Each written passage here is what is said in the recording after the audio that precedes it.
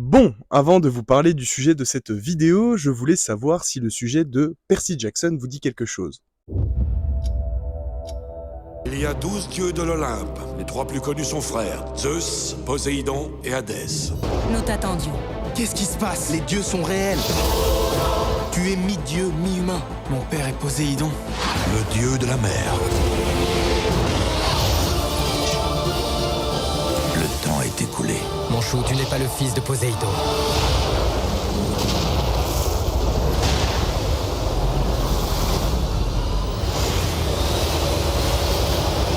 Le voleur de foudre. Ce qui introduit tout en douceur et nostalgie le sujet de la vidéo. Prêt à en savoir plus? Alors, c'est parti pour un clic gauche sur Logan Lerman. Logan Lerman a vu le jour le 19 janvier 1992 à Beverly Hills. Ses parents étaient médecins, mais c'est vers le monde de la comédie qu'il s'est tourné. Ses parents l'ont poussé à braver les auditions dès l'âge de 4 ans, et Logan a rapidement fait son apparition dans de multiples pubs. À peine âgé de 8 ans, il décroche son premier rôle au cinéma en donnant la réplique à Mel Gibson dans The Patriot. Un an après, il se retrouve en tête d'affiche dans L'Effet Papillon, partageant l'écran avec Ashton Kutcher. En 2004, il est récompensé d'un Young Artist Award pour sa performance dans la série Jack and Bobby. L'année suivante, il s'associe avec son pote de toujours, Dean Collins, pour Hoot. Puis, en 2009, il se voit attribuer le rôle du héros dans le premier volet de Percy Jackson, ce qui le propulse sur le devant de la scène publique. Depuis, on a pu l'admirer aux côtés d'Emma Watson dans Le Monde de Charlie, ainsi que dans Noé de Darren Aronofsky.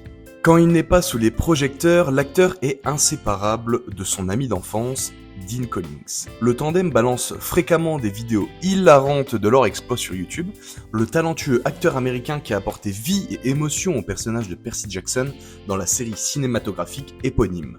Alors éponyme, ça veut dire à donner son nom à quelque chose. Là, en l'occurrence, c'est le nom du héros qui est le nom du coup du film. Bon voilà, petit aparté. Cependant, après avoir brillamment incarné les aventures tirées des romans de Rick Riordan, Logan a étrangement choisi de se retirer de la scène hollywoodienne, s'éclipsant discrètement des radars médiatiques. Vous vous demandez peut-être pourquoi ce retrait, avec seulement quelques rôles mémorables sur une période d'une quinzaine d'années, comme dans Le Monde de Charlie, que j'ai personnellement adoré, ou encore Fury. Si ce jeune acteur, lancé dès son adolescence dans des quêtes mythologiques épiques, a préféré le calme de la discrétion hollywoodienne, c'est peut-être parce qu'il a opté pour une gestion singulière de sa célébrité. Alors que certains acteurs sont portés par l'effervescence médiatique, se pavanant sous les projecteurs, Logan Lerman a plutôt choisi de mettre l'accent sur la qualité de ses projets, privilégiant la profondeur à la superficialité. Cette approche réfléchie de sa carrière révèle une profondeur d'esprit qui dépasse le simple glamour.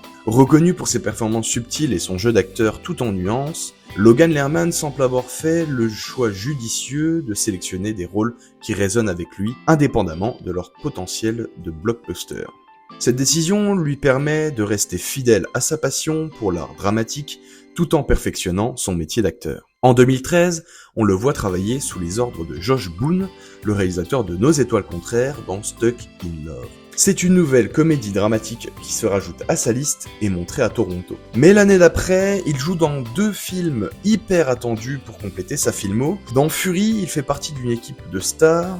Et puis il y a Noé de Darren Aronofsky. Logan se retrouve en tête d'affiche pour ces 2 gros blockbusters et surtout, il veut montrer qu'il peut jouer des rôles plus adultes. Bon, même si Noé n'a pas cartonné comme prévu, Fury tient bien la route et le jeune Californien assure. Il fait le taf, comme on attend de lui, une performance solide, lui qui se retrouve entre 2 mastodontes, Brad Pitt et Shia LaBeouf, mais il laisse sa trace dans le film. Naviguer dans les eaux tumultueuses de l'industrie du divertissement exige une stratégie bien définie. Certains acteurs préfèrent baigner dans la lumière des projecteurs, se nourrissant du buzz médiatique, tandis que d'autres optent pour une approche plus équilibrée, plaçant leur travail au cœur de leurs préoccupations. A l'inverse, sa coéquipière Alexandra Daddario, qui joue Anna Bess dans Percy Jackson, a choisi une stratégie différente. Elle a notamment joué dans Baywatch, Alerte à Malibu, ou encore dans True Detective. Elle a préféré et a fait le choix de jouer dans des films avec plus de potentiel. Logan Lerman, avec son approche discrète et sa volonté de laisser son jeu d'acteur parler pour lui, s'inscrit résolument dans cette seconde catégorie. Sa carrière peut se dérouler avec moins d'éclat, mais elle est marquée par des choix réfléchis et des performances authentiques qui laissent une empreinte durable. D'ailleurs, qui sait, peut-être que son retour sur le devant de la scène sera marqué par un rôle qui illuminera sa polyvalence et son talent exceptionnel. Pour conclure, je vous conseille vivement d'aller voir le film End of Sentence ou encore The Vanishing of Sydney Hall. Je vous mets les liens dans la description pour vous montrer l'étendue et le potentiel du jeu d'acteur de Logan.